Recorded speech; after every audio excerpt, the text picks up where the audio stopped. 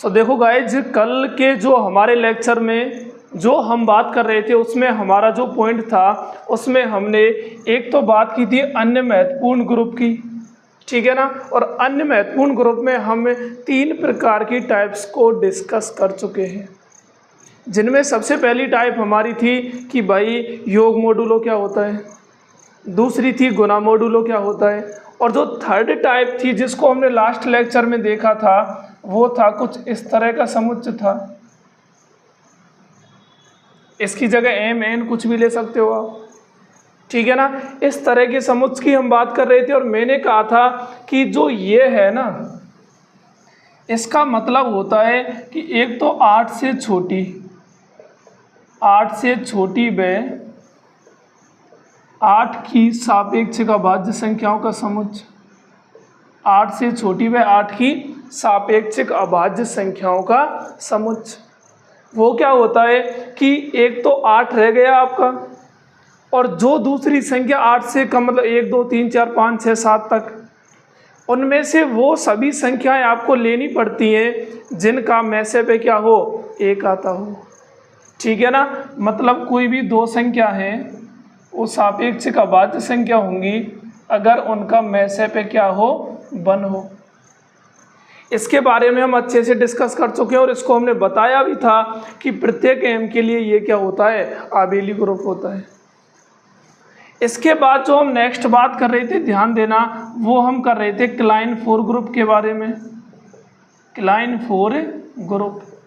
और इस Kline 4 group में मैंने आपको बताया था कि यदि किसी ग्रुप में अवयवों की संख्या 4 हो तथा प्रत्येक अवयव स्वयं का क्या हो, प्रतिलोम हो, तो ऐसे ग्रुपों को हम क्या कहते हैं, क्लाइन 4 ग्रुप कहते हैं। नंबर 3 जो हम बात कर रहे थे वो था हमारा सर्वांग सम संबंध, कॉन्ग्रुएंस रिलेशन।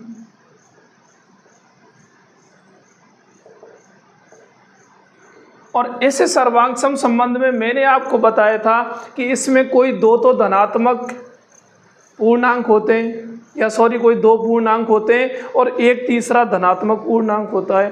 और इसको कुछ हम इस तरह डिनोट कर रहे थे, ए कॉन्ग्रुएंट बी मोड जो भी है एम, जो आपको गिवन होता है। इसका मतलब था कि a माइनस बी एम से क्या है, भाज्य है। इसके बारे में हमने बात कर ली। इससे अगला जो हमारा टॉपिक था या पॉइंट था वो क्या था, ये था एक तो सर्वांग सम संबंध हो गया, ठीक है ना। एक हमने बात किया था किसका, वर्ग सम का, किसका, वर्ग सम का, ठीक है ना। या उसके जो हमारा इसके बाद था वो था अवशेष वर्ग, क्या था, अवशेष वर्ग, रेसिड्यूज क्लासेस, ठीक है ना। इस अवशेष वर्ग में मैंने आपको कहा था कि कोई भी आपका अवयव है तो उसका अवशेष वर्ग क्या होता है, इस तरह उसको निरूपित करते हैं। और इसमें जो इसका समुच्चय बनेगा, इसमें जो एलिमेंट आएंगे वो एक तो क्या आते हैं, पूर्णांक आते हैं, तथा जो रिलेशन होता है वो किस तरह होता है कि भाई देखो अवशेष वर्ग किसका निकाल रहे हैं, ए का, तो इसको हम कुछ इस तरह लिखते हैं, एक्स कॉन्ग्रुएंट ए और मोड जो भी दे रखा है आपको, ठीक है ना। तो मतलब एक तो जेड से इसमें जितनी भी संख्या आएंगी वो जेड की आएंगी और इस रिलेशन से उनको निकाला जाता है। फिर हम क्या करते हैं कि कोई भी अवशेष वर्गों का समुच्चय बनाते हैं और उस समुच्चय को हम इस तरह निरूपित करते हैं जेड एम से। फिर देखते हैं कि क्या ये अवशेष वर्गों का समुच्चय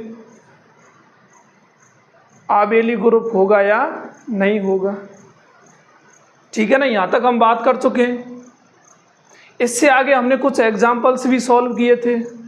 आज जो मैं आपको बताने वाला हूँ माय डियर, ध्यान देना, अब हम बात करेंगे किसकी, कुछ मैट्रिक्स के बारे में, जो मैट्राइसिस होती है ना उसके बारे में बात करेंगे। जैसे मान लो, सपोज करो, इधर ध्यान देना कि आपको जो समुच्चय दे रखा है ना, ये समुच्चय कुछ इस तरह दे रखा है कि n क्रॉस n क्रम की क्या है, मैट्रिक्स, n क्रॉस n क्रम की मैट्रिक्स जिसका प्रत्येक अवयव जिसका प्रत्येक अवयव या तो पूर्णांक है या परिमेय संख्या है, या तो पूर्णांक है या परिमेय संख्या है, या क्या है वास्तविक संख्या है, ध्यान देना, या क्या है वास्तविक संख्या है, या फिर क्या है सम्मिश्र संख्या है।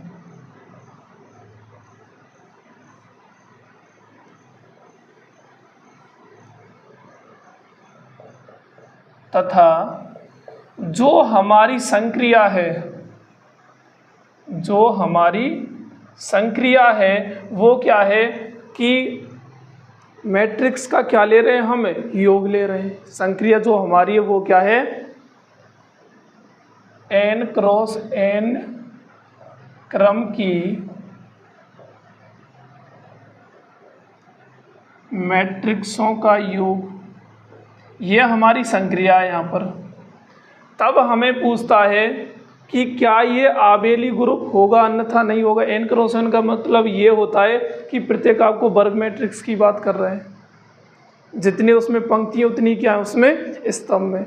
अब इसमें ये पूछ क्या रहा है, ध्यान देना, ये पूछ रहा है कि ये समुच्चय इस तरह का और ये संक्रिया है आपकी, अब बताओ ये आबेली ग्रुप होगा या नहीं होगा। एक तो आप सीधा याद रख लेना कि मैट्रिक्सों के योग के लिए सदैव आबेली ग्रुप होता है, सदैव आबेली ग्रुप होता है।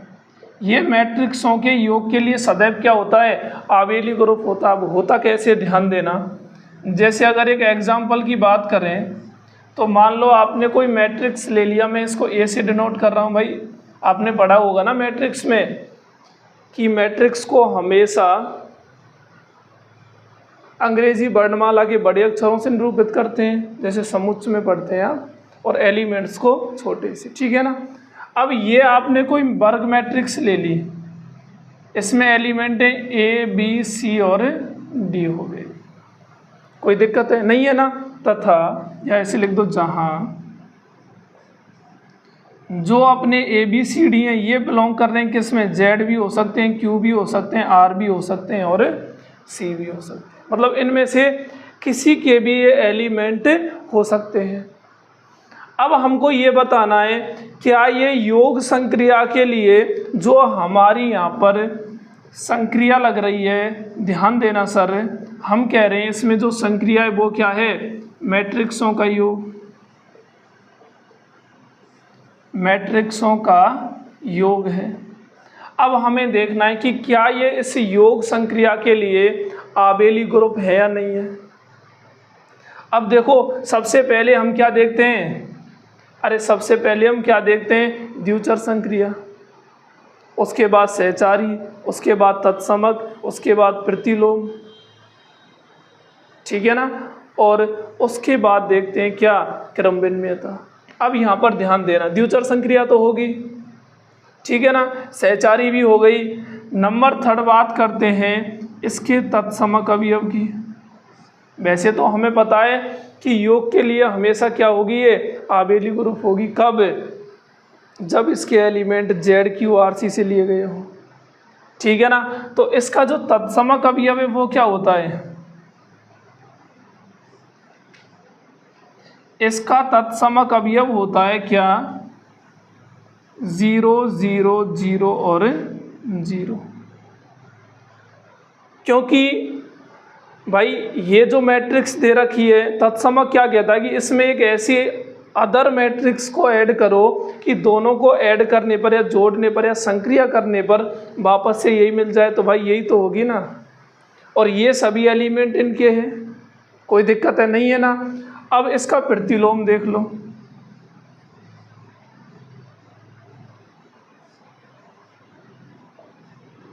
अरे भाई द्विचर संक्रिया तो होगी ना, आ गया ना समझ में। कोई दो मैट्रिक्स उठा लो इनमें से, उनमें संक्रिया लगा तो तीसरी आएगी, वो पक्का इसी में आएगी, तो उसमें तो सोचना है ही नहीं, ठीक है। अब देखो प्रतिलोम अवयव का अस्तित्व, तो प्रतिलोम क्या हो गया, हम क्या कहते हैं कि जैसे ये कोई मैट्रिक्स है और इसका प्रतिलोम देखना है तो ऐसी मैट्रिक्स लेनी पड़ेगी कि दोनों की संक्रिया कराने पर तत्समक आ जाए, और तत्समक कौन है हमारा 0 0 0 0। तो हमें पता है कि अगर इसको हम इससे संक्रिया करा दें तो हमारा क्या आ जाएगा, अरे अगर इससे संक्रिया करा देंगे तो वापस से हमारा तत्समक अवयव आ जाएगा। दोनों को ऐड ही तो करना है ना, जोड़ना ही तो है ना। तो a plus minus A 0, b plus minus B 0, c plus minus C 0, d plus minus D 0 आ गई। तो इसका काम भी हो गया। क्रम भिन्न में तो होगी, आपको पता ही है भाई, दोनों मैट्रिक्स को जोड़ना ही तो है ना। ऐसे जोड़ दो चाहे ऐसे जोड़ दो, कोई फर्क नहीं पड़ेगा। तो हमेशा ये गांठ बांध लेना ये बात कि कोई भी n क्रॉस n क्रम की मैट्रिक्स है जिसके अवयव पूर्णांक हो, परमेय संख्या हो, अपरमेय संख्या हो, या सॉरी पूर्णांक हो, परमेय संख्या हो, वास्तविक हो या सम्मिश्र संख्या हो, इस प्रकार की मैट्रिक्सों के योग के लिए सदैव क्या होती है, आबेली ग्रुप होती है। ठीक है ना। अब ध्यान देना, जो नंबर हम सेकंड बात कर रहे हैं, देखो ये तो फर्स्ट हो गई, और जो नंबर सेकंड हम बात कर रहे हैं अब उसमें हमने समुच्च ले लिया एक। तो ये समुच्च किस तरह ले रहे हैं अब हम ध्यान देना, ये हो गया n क्रॉस n क्रम की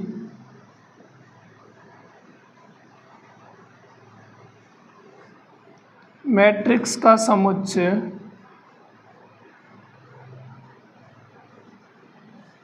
जिसका सारणिक क्या हो, अशून्य हो, जिसका सारणिक अशून्य हो। n क्रॉस n क्रम की मैट्रिक्स की बात कर रहे हैं और उसका जो सारणिक है वो क्या होना चाहिए, अशून्य होना चाहिए। क्योंकि फिलहाल हम जो बात करने जा रहे हैं वो किसकी कर रहे हैं, अरे भाई फिलहाल हम जो बात कर रहे हैं वो गुणा की कर रहे हैं। ठीक है ना। और मैट्रिक्सों के गुणा के लिए जो प्रतिलोम निकालते हैं वो आप अच्छी तरह पहले भी कहीं पढ़ लिया होगा। क्या होता है भाई, adjoint of A upon determinant of A होता है। अरे यही तो प्रतिलोम होता है ना। अब देखो अगर सारणिक 0 ले ली या 0 आ गई तो अपॉन में 0 आ जाएगा, और अपॉन में 0 आ गया तो अपरिभाषित हो गया। तो पहले से ही कह देते हैं कि जो गुणन की आप बात कर रहे हो उसमें इसका सारणिक क्या होना चाहिए, अशून्य होना चाहिए। उसमें सारणिक अशून्य होना चाहिए, अर्थात इसमें शून्य नहीं आना चाहिए। बताओ कोई दिक्कत है कि यहाँ तक नहीं है ना। अब ध्यान देना,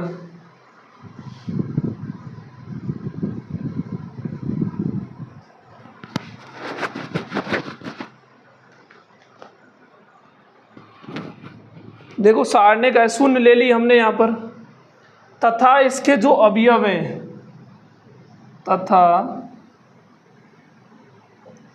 अवयव क्या होने चाहिए। देखो पूर्णांक हम ले नहीं सकते, क्यों नहीं ले सकते, क्योंकि यहाँ पर जो इन्वर्स आएगा ना वो p/q की फॉर्म में आएगा और वो वापस से उस पूर्णांक में बिलोंग नहीं करेगा। तो इसमें हम अवयव लेंगे, मैं सीधा लिख रहा हूँ, ये लेंगे हम q r c और zp।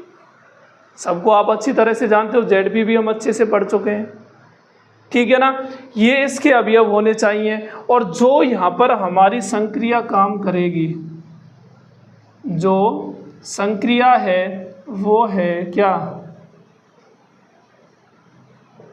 मैट्रिक्सों का गुणन। जो हमारी संक्रिया है वो क्या है, मैट्रिक्सों का गुणन। और इसमें आप हमेशा याद रखना कि मैट्रिक्सों के गुणन के लिए n क्रॉस n क्रम की जो मैट्रिक्स होती हैं वो हमेशा अक्रम विनिमय ग्रुप होती हैं, कभी भी आबेली ग्रुप नहीं होती हैं, क्योंकि मैट्रिक्सों का गुणा क्रम विनिमय कभी नहीं होता है। ठीक है ना। तो इसमें आप स्टार बना के थोड़ा सा लिख लेना, फिर इसको सॉल्व करते हैं कि n क्रॉस n क्रम की मैट्रिक्सों का गुणन संक्रिया के लिए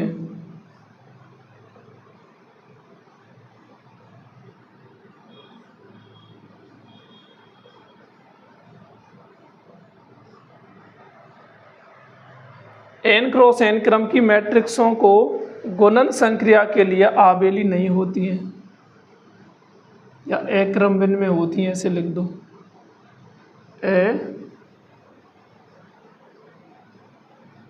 क्रम भिन्न में ग्रुप होती है, ग्रुप तो हो जाएंगी लेकिन क्रम भिन्न में या आबेली ग्रुप नहीं होंगी, क्योंकि मैट्रिक्स गुणा संक्रिया के लिए कभी भी आबेली नहीं होता है। अब देखो इसको भी अगर एक एग्जाम्पल के लिए देखें, ध्यान देना, इसको भी एक सेम एग्जाम्पल से अगर बात करें तो क्या होगा।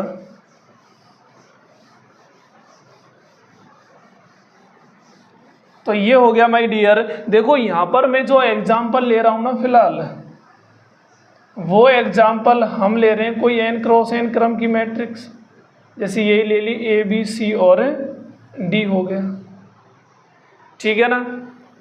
अब यहाँ पर हमें पता है जहाँ जो ए बी सी डी है ना, ये किस में बिलोंग कर रही हैं, क्यू आर सी में। किस में बिलोंग कर रही हैं, क्यू आर सी में बिलोंग कर रही हैं। अब ये तो आपको पता है कि द्विचर संक्रिया द्विआधारी संक्रिया तो होगी, क्योंकि भाई कोई दो मैट्रिक्स ले लो आप, इनमें से कोई एलिमेंट लेके उनका गुना कर दो, जो तीसरी जो मैट्रिक्स आएगी वो पक्का इन्हीं के एलिमेंट होंगे, उसमें सब अवयव होंगे, सहचारी होगी गुना के लिए। तीसरी जो बात आती है हमारी वो आती है कि इसका जो तत्समक है वो कौन होगा।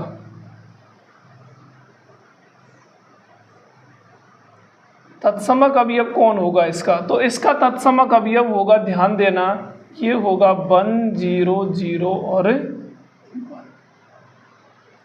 योग के लिए जो तत्समक होता है वो होता है 0 0 0 0, लेकिन गुना के लिए तत्समक हमेशा 1 0 0 और 1 होता है।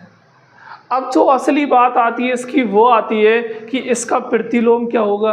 अरे मैंने कहा था कि जो आप मैट्रिक्स ले रहे हो उसका डिटर्मिनेंट क्या होना चाहिए, नॉट इक्वल टू 0, यहाँ लिख भी देना चाहिए क्या, A D minus B C क्या है, नॉट इक्वल टू 0 है, क्योंकि यहाँ में जो ए बी सी डी है वो खुद एक आर्बिट्रेरी कांस्टेंट है, तो ये तो हमें पता नहीं ए बी सी डी कौन है, तो हमने ये पहले ही लिख दिया कि ये दोनों क्या है, नॉट इक्वल टू 0, मतलब 0 के अलावा कोई भी हो सकती है, ठीक है ना। अब ध्यान देना, अब बात कर रहे हैं इसके प्रतिलोम की।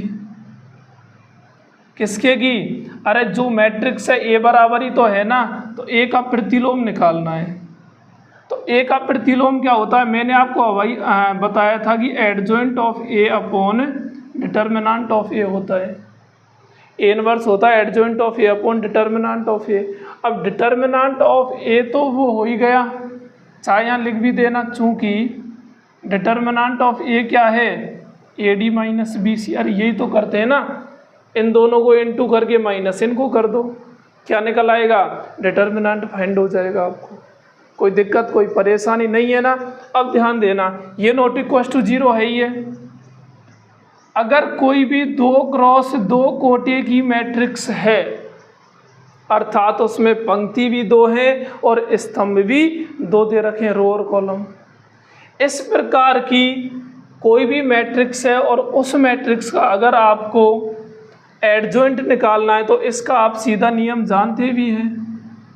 अरे नहीं जानते क्या, देखो डिटर्मिनेंट ऑफ ए, देखो ऐसे लिख दो इसको, हम क्या करते हैं, इनको तो आपस में बदल देते हैं और इनका चिन्ह बदल देते हैं, ऐसे ही निकालते हैं ना, इनको आपस में बदल दो और इनका क्या बदल दो, चिन्ह बदल दो। तो यहाँ तो हो गया D minus B minus C और ए, और बटे में क्या है, डिटर्मिनेंट ऑफ ए मतलब A D minus B C आ गया, ठीक है ना।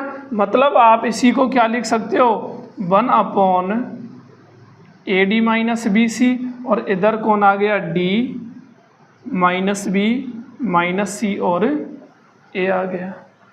बताओ कोई दिक्कत है क्या? नहीं है ना? अरे नहीं होगी ना।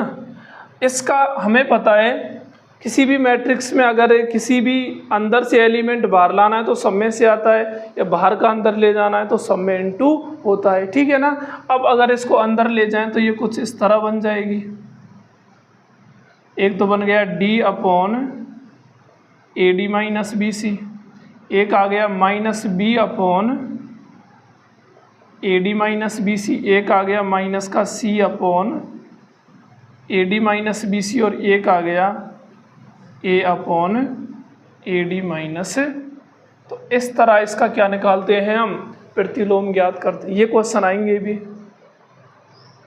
कोई भी आपको मैट्रिक्स दे दी और ये कह दिया कि चलो बताओ मैट्रिक्स गुना के लिए इसका प्रतिलोम क्या होगा, तो प्रतिलोम आपको निकालना भी पड़ेगा। जैसे देखो मैं आपको एक क्वेश्चन बता भी दूं, ध्यान देना। ये दे रखा है जैसे ए बी सी डी है, ठीक है, कोई मैट्रिक्स दे रखी है और इस मैट्रिक्स की जो कोटि है ना वो 2 क्रॉस 2 की है। इसको मैं हटा रहा हूँ थोड़ी देर के लिए, थोड़ी देर क्या परमानेंट ही हटा रहा हूँ, ठीक है।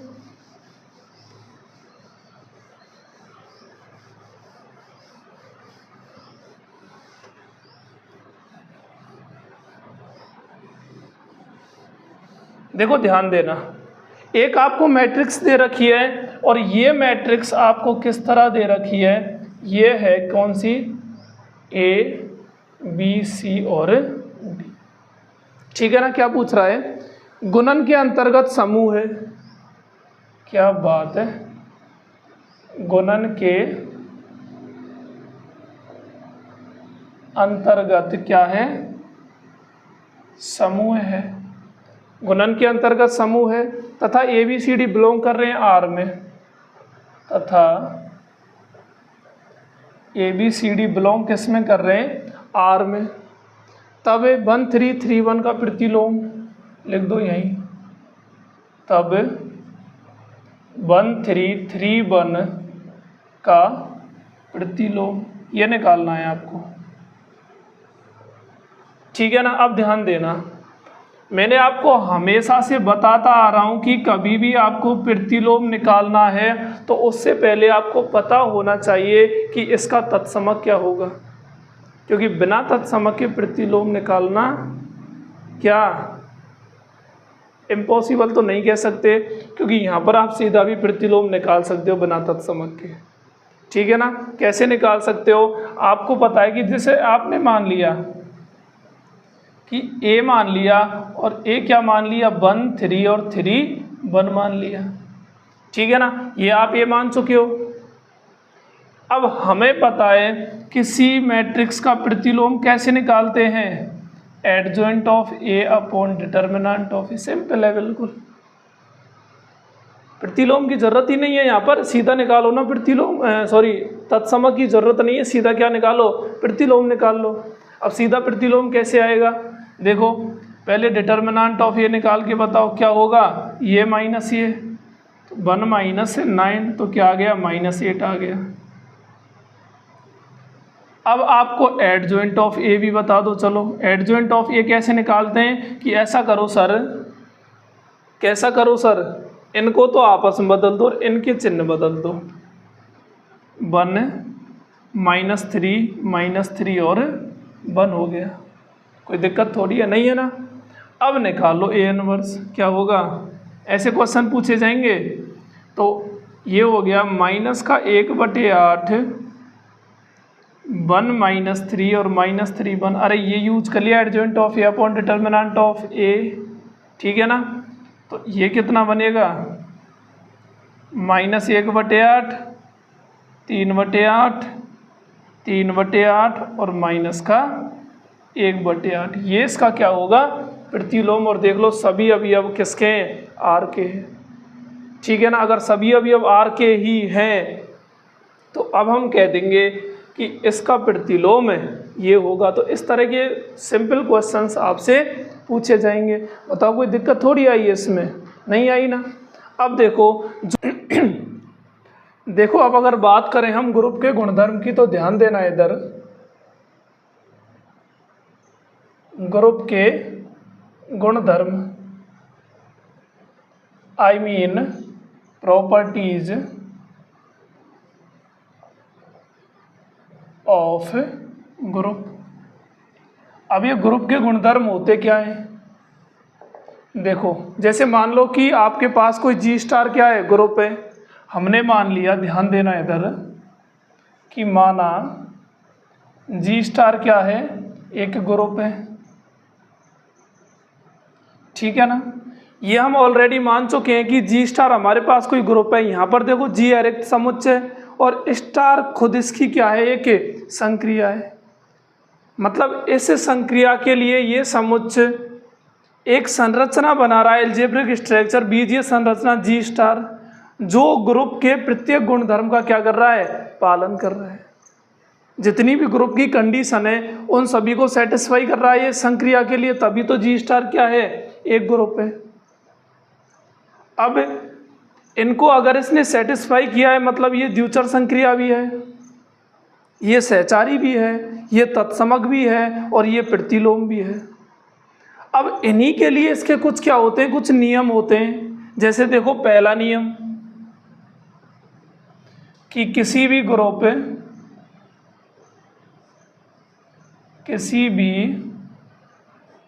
का तत्समक अवयव, किसी भी ग्रुप का तत्समक अवयव क्या होता है, अद्वितीय होता है,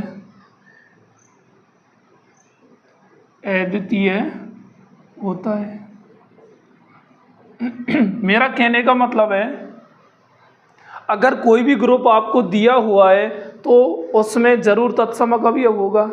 और ये बात पक्का गांठ बांध लेना कि एक ग्रुप में केवल एक ही तत्समक अवयव होता है। ऐसा नहीं है कि एक ग्रुप में एक से ज़्यादा 2, 3, 4 तत्समक अवयव देती है, ऐसे बिल्कुल पॉसिबल नहीं है, ठीक है। अब देखो, अगर इसके प्रूफ की बात करें, अगर इसके प्रूफ की बात की जाए, अब भाई हम करते क्या है, हमें ये बताना है कि ये तत्समक अवयव है वो अद्वितीय यूनिक होता है या नहीं।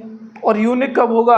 अरे भाई यहाँ पर हम कंट्राडिक्शन की कंडीशन ही तो पैदा करते हैं। हम मान के चल लेते हैं खुद ही, चलो ठीक है, हमने मान लिया कि जो ग्रुप हमने लिया है उसके कोई 2 तत्समक अवयव हैं, और लास्ट में हमें ये पता चला कि नहीं, ये तो दोनों ही बराबर हो गए, मतलब ये तो हमारा क्या है, एक कंट्राडिक्शन कंडीशन हो गई, एक विरोधाभास हो गया, हम यहाँ पर गलत थे।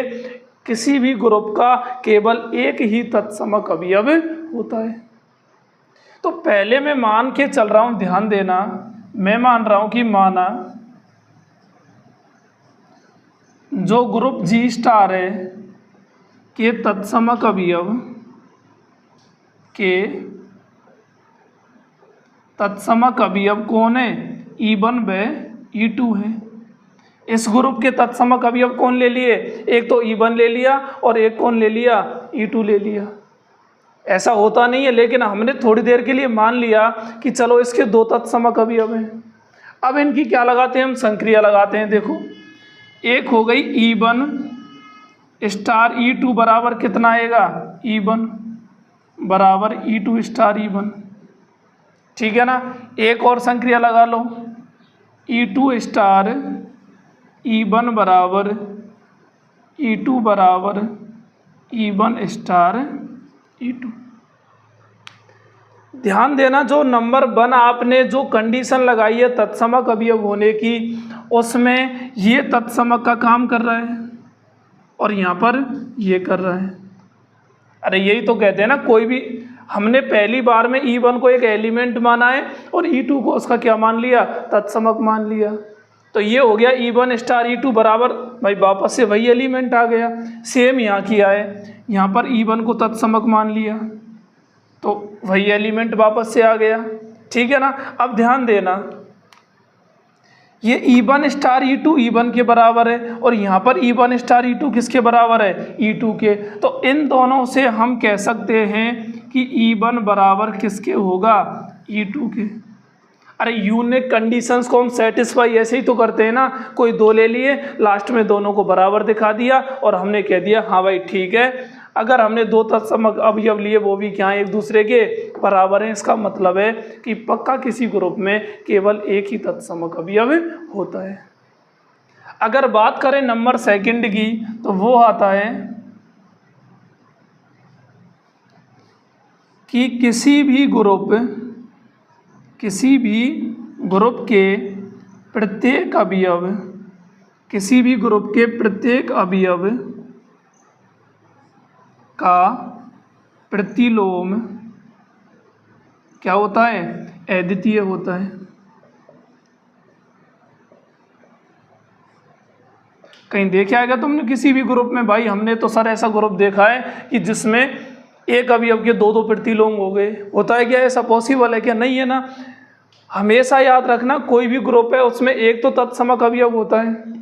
प्रतिलोम प्रत्येक अवयव का केवल एक ही होगा, एक से अधिक प्रतिलोम विद्यमान नहीं होंगे। अब इसको भी प्रूव करके दिखाओ। अब इसको कैसे प्रूव करके दिखाएं? भाई सेम कंडीशन यहाँ लागू कर दो। कोई एक अवयव ले लो, उसके दो प्रतिलोम ले लो, लास्ट में उनको बराबर दिखा दो, फिर कह देंगे हम गलत थे। अतः प्रत्येक अवयव का प्रतिलोम क्या होता है? अद्वितीय होता है। ठीक है ना। अब देखो इसकी क्या करते हैं, प्रूफ की बात करते हैं। हमें मान के चल रहे हैं कि माना अवयव ए के दो प्रतिलोम, अवयव ए के दो प्रतिलोम कौन कौन से? बी तथा सी हैं। अवयव ए के दो प्रतिलोम कौन कौन से ले लिए?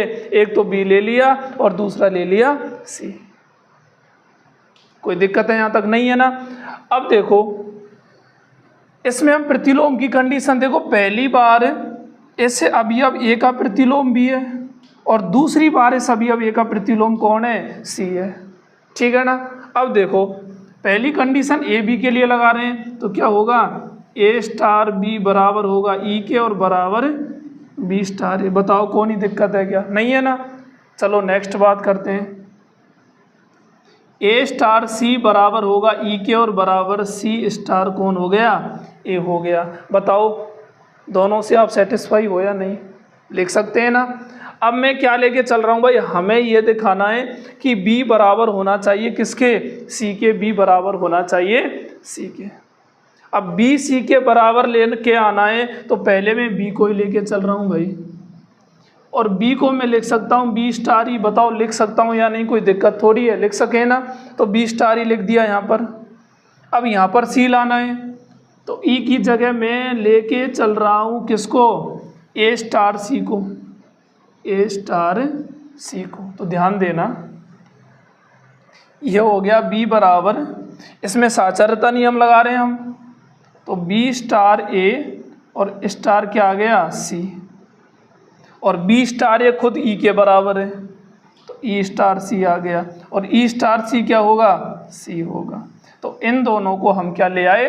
बराबर। देखो कहीं भी आपको अगर कोई भी यूनिकनेस दिखानी है, अद्वितीय दिखाना है किसी को, तो हमेशा याद रखना उसमें आपको दो एलिमेंट लेने पड़ते हैं और लास्ट में दोनों को क्या दिखाना पड़ता है? बराबर।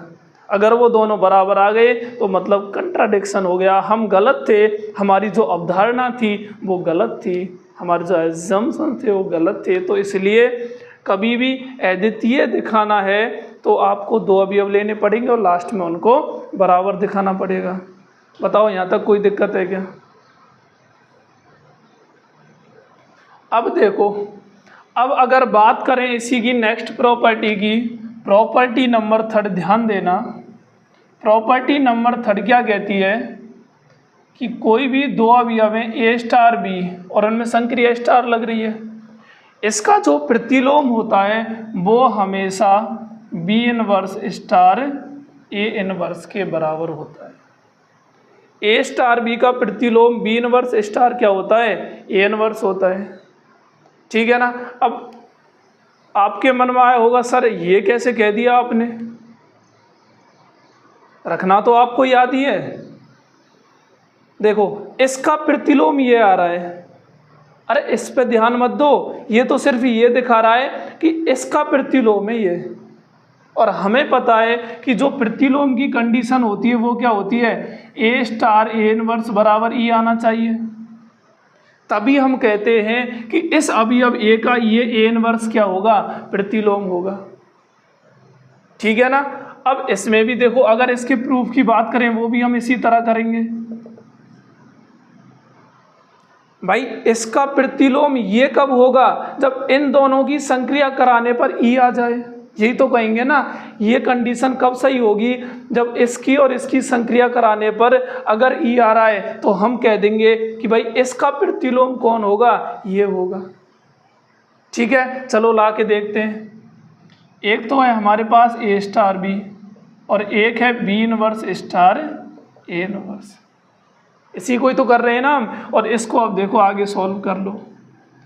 इसमें मैं इसको इस तरह लिख सकता हूँ, ए स्टार, यहाँ पर स्टार लगा दो संक्रिया, बी स्टार बी इनवर्स और स्टार ए इनवर्स आ गया। संक्रिया कुछ भी हो सकती है, ठीक है, ध्यान देना। ए स्टार बी इनवर्स क्या हो गया, ई हो गया, और स्टार ए इनवर्स आ गया। तो ए स्टार ई बराबर ए स्टार ई ए ही होता है खुद, और स्टार ए इनवर्स आ गया, मतलब ये खुद क्या बन गया, ई बन गया। मतलब एक अवयव का ये काम कर रहा है, एक अवयव की जगह ये काम कर रहा है, दोनों की संक्रिया कराने पर ई आ गया। तो अब हम कह देंगे कि भाई इसका प्रतिलोम कौन है, ये हो गया। जो ए स्टार बी है इसका प्रतिलोम कौन हो गया, B inverse star A inverse हो गया। और यही बात मैंने यहाँ पर लिखी है। अब इसमें चाहे 2 अवयव आ रहे हैं, चाहे 3 आ रहे हैं, चाहे 5 आ रहे हैं, चाहे 10 आ रहे हैं, चाहे 50 आ रहे हैं, आपको पीछे से उनको इन्वर्स करते हुए लिखते चलना है। ठीक है ना। तो इसमें आप ये लिख भी दो, चाहे कहीं 2 तक ही अटक के रह जाओ। इस A star B star C का इन्वर्स आ गया, तो ये क्या होगा, C inverse star B inverse star A inverse. ठीक है ना। कितने भी नंबर आ सकते हैं, एन तक आप जितने आपको गिवन है उतने आप इसमें ले सकते हो। ऐसे ही आ गया x1 स्टार x2 स्टार कहाँ तक है, xn-1 स्टार और xn आ गया। ठीक है ना। तो इसका इन्वर्स क्या होता है, ये हो गया क्या, xn inverse star xn-1 inverse star x2 inverse star x1 inverse. तो इस तरह इसके ये क्या होंगे, इन्वर्स में आप इनको इस तरह लिखोगे। ठीक है ना। आप देख भी सकते हो इनको, अगर देखना चाहो। भाई इसका जो प्रतिलोम है वही तो ये है ना, तो इसका मतलब क्या है कि इसकी संक्रिया जब इससे की होगी तो ज़रूर क्या आया होगा, ई आया होगा। ठीक है ना। चाहे आप इसका प्रूफ इसका भी देख सकते हो, किसी का भी निकाल लो। तो इसमें क्या करेंगे, देखो ज़रूर हमने x1 star x2 star xn-1 star xn की संक्रिया किससे की है, xn inverse star xn-1 inverse star x2 inverse और स्टार x1 इनवर्स। अगर इन दोनों की संक्रिया कराने पर ई आ जाए तो मतलब ये हमारी कंडीशन सही है बिल्कुल। ठीक है ना। अब देखो xn की संक्रिया जब आप xn इनवर्स से कराएंगे तो ई आएगा, अरे आएगा ना। xn-1 की संक्रिया जब आप इससे कराएंगे तो भी ई आएगा। ऐसे ही कराते कराते x2 की संक्रिया जब आप x2 इनवर्स से कराएंगे तो ई आएगा। जब आप x1 की संक्रिया x1 इनवर्स से कराएंगे तो भी ई आएगा। ई स्टार ई खुद क्या हो जाएगा, लास्ट में ई हो जाएगा, और मतलब हमारा यही सेम आ जाएगा। मतलब ऐसे संक्रिया कराने पर ये खुद किसके बराबर आ जाएगा, ई के बराबर। और ये अगर ई के बराबर आ गया तो अब हम बेफिक्र तरीके से कह सकते हैं कि हाँ इसका प्रतिलोम क्या होगा, ये होगा। ठीक है ना। और नंबर 4 और होता है इसमें, किसी अवयव के प्रतिलोम का प्रतिलोम वह स्वयं अवयव होता है। किसी अवयव के प्रतिलोम का प्रतिलोम वह स्वयं अवयव होता है। ठीक है ना। अब देखो इसमें एक क्वेश्चन है छोटा सा, और ये क्वेश्चन आया हुआ भी है, और कितना प्यारा क्वेश्चन है, ध्यान देना।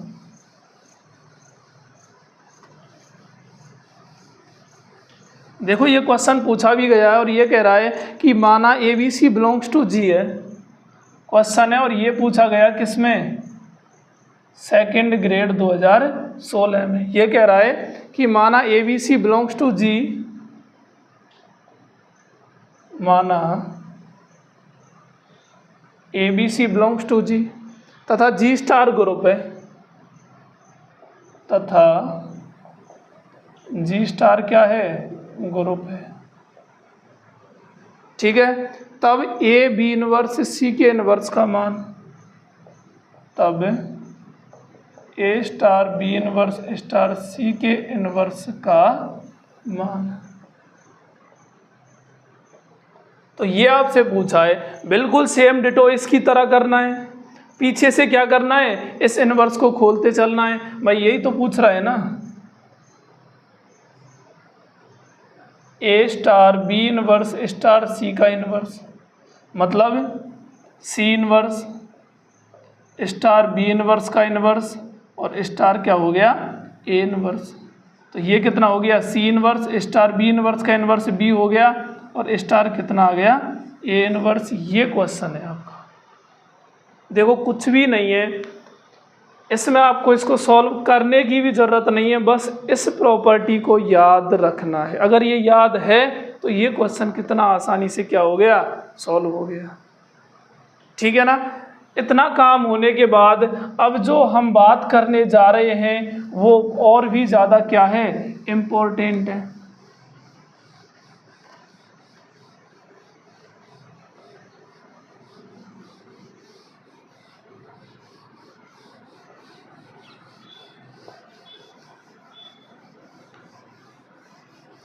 देखो जो अब हमारा टॉपिक है, ध्यान देना, वो है आबेली ग्रुप के प्रतिबंध। क्या है, आबेली ग्रुप के प्रतिबंध, restriction of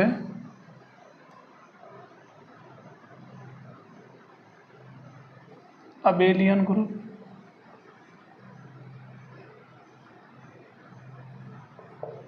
restriction of abelian group. आबेली ग्रुप के यहाँ पर क्या करने, प्रतिबंध देखने, ठीक है ना। अब देखो ध्यान देना, मतलब कुछ बातें ऐसी होती हैं, कुछ बातें ऐसी होती हैं जो दिल से नहीं लगानी चाहिए। कुछ बातें ऐसी होती हैं जिनके आधार पर आप सीधा बता दोगे कि भाई ये आबेली ग्रुप होगा, ये आबेली ग्रुप नहीं होगा, ठीक है ना। अब देखो सबसे पहले बात करें तो ये हो गया कि ग्रुप जी आबेली ग्रुप होगा, ग्रुप जी आबेली ग्रुप होगा। ध्यान देना, कोई भी ग्रुप जी है या जी स्टार ले लो या ग्रुप ही मान लो थोड़ी देर के लिए, इस जी को हटा दो, चाहे दिक्कत दे रहा है भाई, संक्रिया नहीं लग रही, ठीक है ना। कोई भी ग्रुप है वो आबेली ग्रुप होगा कब, मर्जी है आपकी। सबसे पहली कंडीशन है कि अगर ऑर्डर ऑफ जी क्या हो जाए, अभाज्य संख्या आ जाए। ऑर्डर ऑफ जी क्या हो, अभाज्य संख्या हो। मतलब अगर किसी ग्रुप का जो ऑर्डर है, कोटि, अगर वो कोटि अगर अभाज्य संख्या है तो आप मान लेना कि यह ग्रुप क्या होगा, आबेली ग्रुप होगा, ठीक है ना। नंबर सेकंड, अगर किसी ग्रुप की कोटि अभाज्य संख्या के स्क्वायर के बराबर है, अगर किसी, जैसे मान लो कोई ऑर्डर ऑफ जी आपका आ गया 2, तो ये क्या होगा, आबेली ग्रुप होगा। या ऑर्डर ऑफ जी कितना आ गया, 4 आ गया, ये भी आबेली ग्रुप होगा। क्यों, 2 तो खुद अभाज्य संख्या है और 4 क्या है, 2 का स्क्वायर है। 4 क्या है, 2 का स्क्वायर है। तो ये तो वैसे हो गया और ये वैसे हो गया। तो किसी भी ग्रुप की कोटि चाहे अभाज्य संख्या है चाहे अभाज्य संख्या का स्क्वायर है, दोनों ही केस में वो क्या होगा, एक आबेली ग्रुप होगा। ठीक है ना। अब देखो नंबर 3, यदि ऑर्डर ऑफ जी बराबर पी क्यू है, ऑर्डर ऑफ जी क्या है, पी क्यू है, जहां पी लेस देन है क्यू के। सबसे इंपॉर्टेंट चीज है, order of G P Q है जहां पी लेस देन क्यू है, मतलब क्यू बड़ा होना चाहिए किससे, पी से, तथा पी बाय क्यू क्या है, अभाज्य संख्या है, पी बाय क्यू अभाज्य संख्या है। तब ध्यान देना, अगर order of G P into Q है, पी लेस देन क्यू है, तथा पी बाय क्यू दोनों क्या है, अभाज्य संख्याएं, तो इस कंडीशन में क्या होगा, तो यहाँ पर देखो पहला केस ये बनता है, क्या बना दें, ए बी 1 2 3 भी ले लिया, तो यहाँ क्या लें, अब पॉइंट ही ले लो, ठीक है, या स्टार ले लो। तो पहला केस ये बनता है कि यदि P का Q-1 में भाग जो पूरा जाना चाहिए नहीं जाता है, तो ग्रुप क्या होगा, आबेली ग्रुप होगा। ग्रुप क्या होगा, आबेली ग्रुप होगा। और नंबर सेकंड क्या कहता है, ध्यान देना, जो नंबर सेकंड है वो क्या कह रहा है कि यदि P का Q-1 में भाग पूरा कंप्लीट चला जाता है, तो ग्रुप क्या होगा, आबेली ग्रुप नहीं होगा। ग्रुप आबेली ग्रुप नहीं होगा। इनको आप याद कर लो सीधा, क्योंकि इनके बेस पर आपको सीधे क्वेश्चंस करने हैं। अब देखो इसी का एक क्वेश्चन गिवन है, और क्वेश्चन में ध्यान देना क्या कह रहा है कि निम्न में से आबेली ग्रुप नहीं है। बहुत ही प्यारा क्वेश्चन है, निम्न में से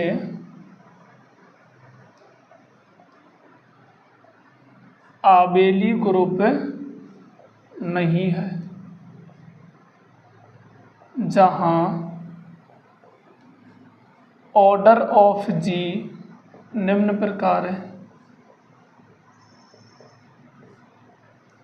निम्न में से आबेली ग्रुप नहीं है जहां ऑर्डर ऑफ जी क्या है, निम्न प्रकार है। अब देखो क्या दे रखा है, पहले दे रखा है 31, नंबर सेकंड क्या दे रखा है, ध्यान देना, ये दे रखा है 49, नंबर थर्ड दे रखा है इसमें, ये दे रखा है 121, और नंबर 4 दे रखा है इसी में क्या, 21। मतलब ये जो तीनों आपको गिवन है ना, ये चारों ग्रुप की कोटि दे रखी है, ठीक है ना। और ये कह रहा है कि इनमें से कौन सा आबेली ग्रुप नहीं है, कौन सी कोटि का आबेली ग्रुप नहीं होगा, ठीक है ना। अब देखो सबसे पहले सभी किसी ना किसी ग्रुप के ऑर्डर है, किसी ग्रुप का ऑर्डर कितना, 31 है। 31 बताओ अभाज्य संख्या है या नहीं है, है ना। तो यहाँ पर ये क्या है, यहाँ पर ऑर्डर ऑफ जी क्या आ गई, अभाज्य संख्या, और अभाज्य संख्या आ गई तो ये ग्रुप आबेली ग्रुप होगा। ये क्या है, आबेली ग्रुप है। नंबर सेकंड बात करें तो 49 को हम क्या लिख सकते हैं, 7 का स्क्वायर, और 7 खुद क्या है, एक अभाज्य संख्या है। तो मतलब ये कितना हो गया, यहाँ पर जो ऑर्डर ऑफ जी है, जी में कोई मान के चल रहा हूँ ग्रुप है, ठीक है। तो यहाँ पर ऑर्डर ऑफ जी क्या है, अभाज्य संख्या का स्क्वायर है। और अभाज्य संख्या का स्क्वायर है तो ये भी क्या हो गया, आबेली ग्रुप है। नंबर 3 की बात करें अगर 1 to 1 है और 1 to 1 क्या है, 11 का स्क्वायर है और 11 खुद क्या है, अभाज्य संख्या है तो ये भी अभाज्य संख्या का क्या हो गया, स्क्वायर हो गया तो ये भी क्या आ गया, आबेली ग्रुप है।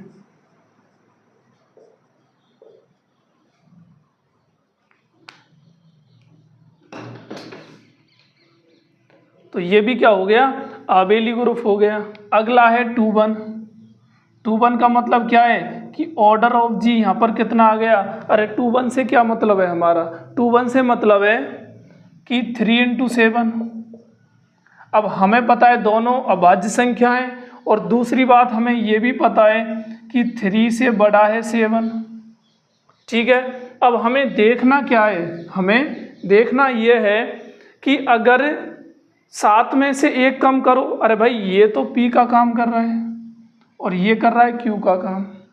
करना क्या है कि इसमें से 1 कम करो और 1 कम करने पर अगर वो जो आपने 1 कम किया है वो अगर 3 से डिवाइड हो रहा है तो आबेली ग्रुप नहीं होगा और नहीं हो रहा तो होगा। अब 7 - 1 कितना होता है, 6 होता है, 6 3 से डिवाइड पूरा टाइम होता है तो ये आबेली ग्रुप नहीं होगा।